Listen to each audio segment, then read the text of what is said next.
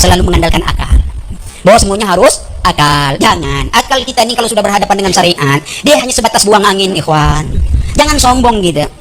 Orang buang angin mau sholat berwudu atau tidak? Yang dicucinya tempat buang anginnya atau enggak tahu wudu? Enggak tahu wudu. Yang menyuruh enggak tahu wudu, akal atau syariat? Syariat. Ketika bab buang angin, akal harus tunduk pada syariat. Lalu bagaimana bab alam semesta ini? Akal ingin mendahului syariat. Maka itu saya bilang orang filsafat, otaknya akalnya baru sebatas kentut.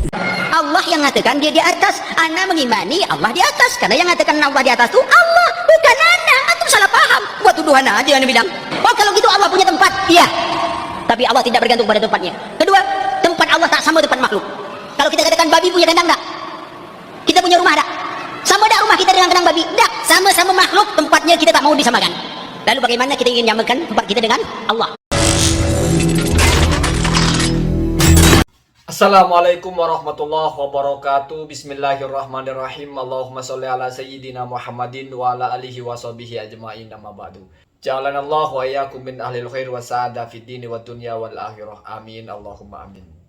Itu satu orang pembicaraannya kalau kita telisik ada dua kubu yang berbenturan.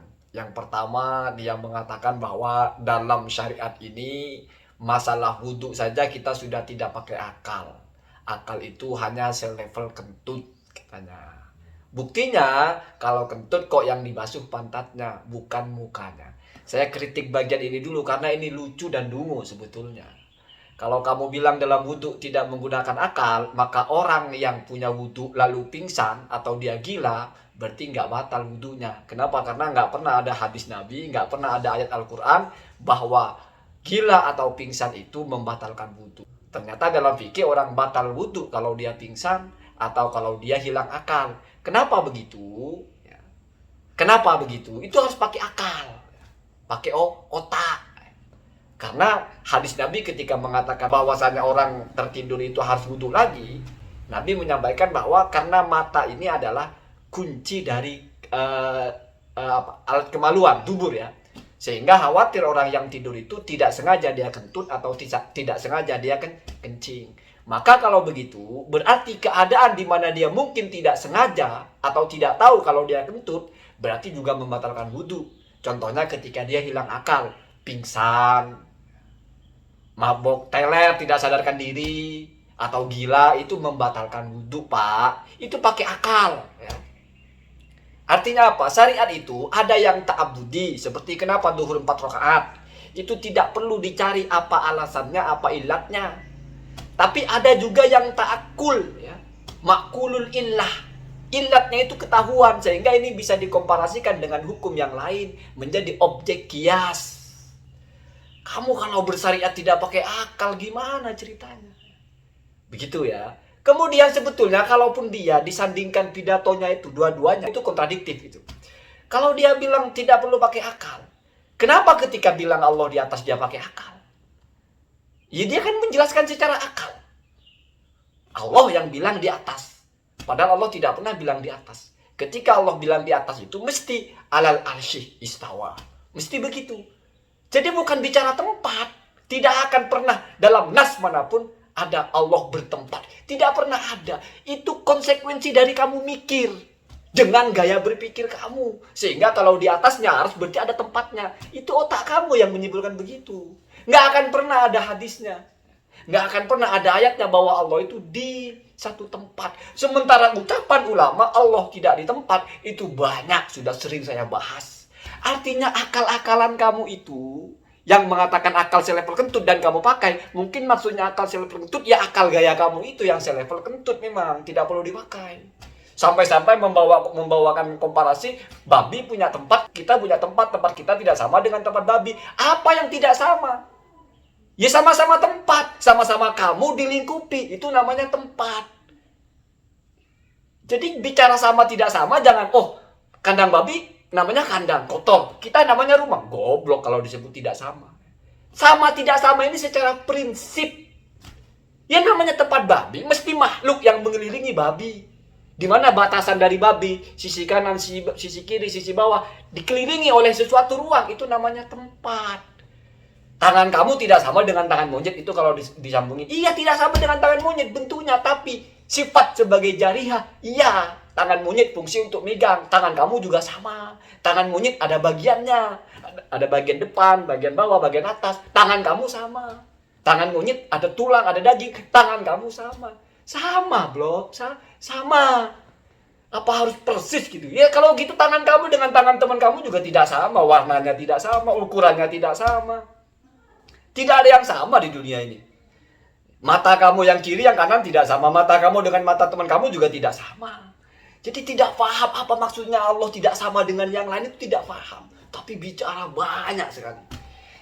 Saya tidak yakin itu mewakili akidah orang Wahabi. Kenapa? Karena ada Ustaz Jawas misalnya mengatakan, apakah kalau Allah di atas arsy berarti Allah butuh tempat? Itu kan dianggap sebagai serangan. Artinya sebetulnya menolak kalau Allah itu butuh tempat. Dan menolak kalau Allah itu bertempat. Ibnu Taimiyah pun ketika mengatakan bertempat itu makanul adam. Kamu orang sebetulnya tidak akan paham apa itu makanul adami. Tapi ngotot membangun narasi dengan akalnya, tapi mengutuk akal. Gimana ceritanya? Dalam akidah itu ada wajib akli, mustahil akli, jaiz akli. Di mana 3 firqah seperti yang sudah saya bahas itu, ya.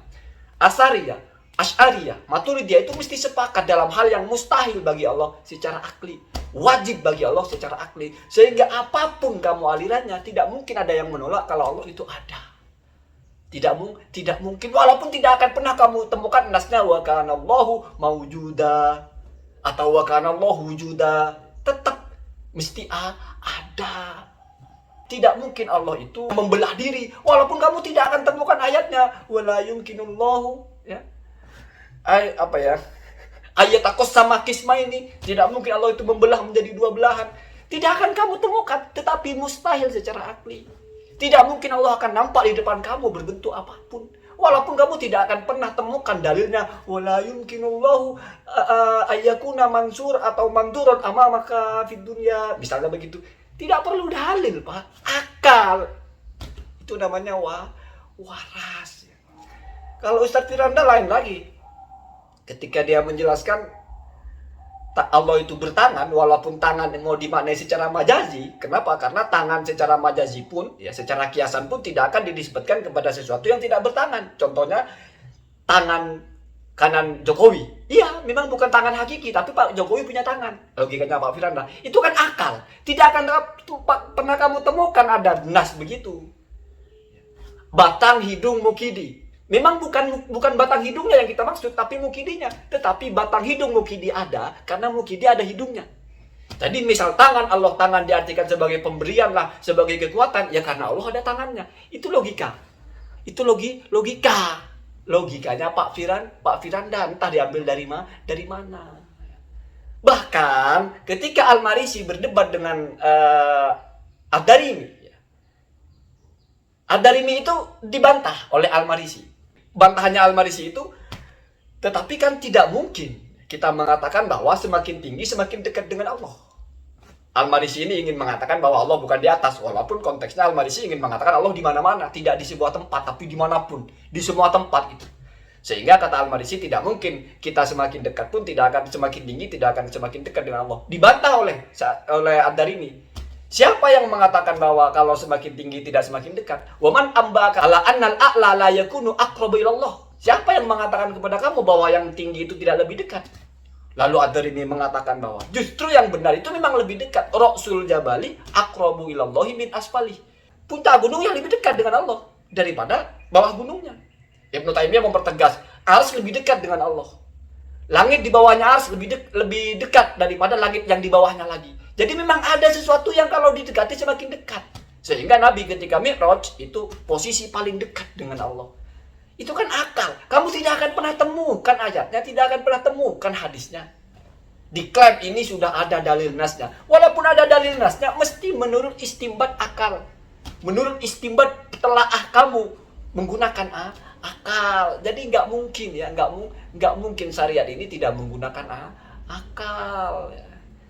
Hanya karena mentok saja terserang, akhirnya akal itu sekelas kentut. Di satu sisi dia pakai akalnya ya. Akidahnya orang tidak waras. Assalamualaikum warahmatullahi wabarakatuh.